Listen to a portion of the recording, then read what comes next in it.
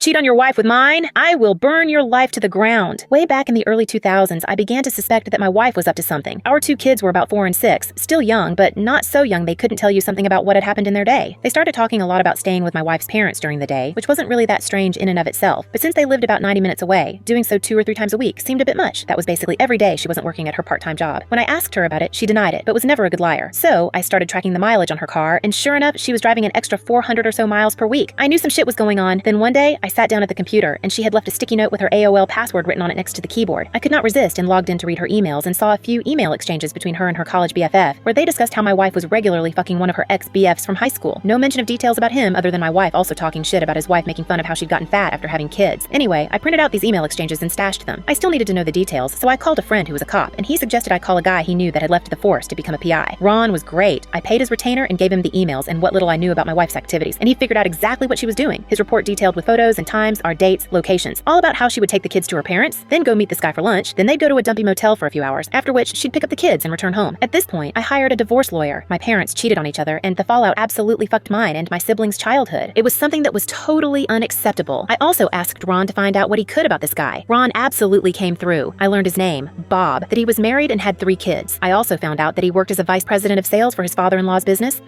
At this point, I had my lawyer draw up the divorce papers. I also asked Ron for a couple more copies of his report, and one more thing I wanted him to do for me. On the same day, I had my wife served with the divorce papers at her work. I had Ron meet with this guy's wife and show her everything he'd found out. She seemed nice, and I figured that she deserved to know what her dear hubby was up to. What she did with that information was up to her. While the information about my wife's infidelity didn't really matter in my divorce proceedings, Bob's wife did a real number on him. According to the publicly available court documents from the divorce and other related proceedings, she cleaned out their joint account, took the kids, and left. As soon as her dad found out what he'd done, Bob was fired, and since her parents actually owned the house where Bob and his wife lived, he also got evicted. Their divorce was ugly, lots of fighting in, and evidently out of court. I guess Bob went to the house and started arguing with his wife, and it escalated to the point that her brother stepped in, and Bob got his nose broken. There were restraining orders, a few more incidents with police reports, criminal charges, jail time, and so on. I can't find Bob on the internet anywhere these days. Last I heard, he'd left the state and his ex-wife did okay. She went to work at her dad's company and took over after he retired. As for me, my ex and I got along well enough. I didn't engage with her on anything that wasn't related to the kids, and now that they're both adults, I don't talk to her at all anymore. I don't hate her or anything, but I only care in the context that she is my kid's mom and is important to them. Nothing beyond that.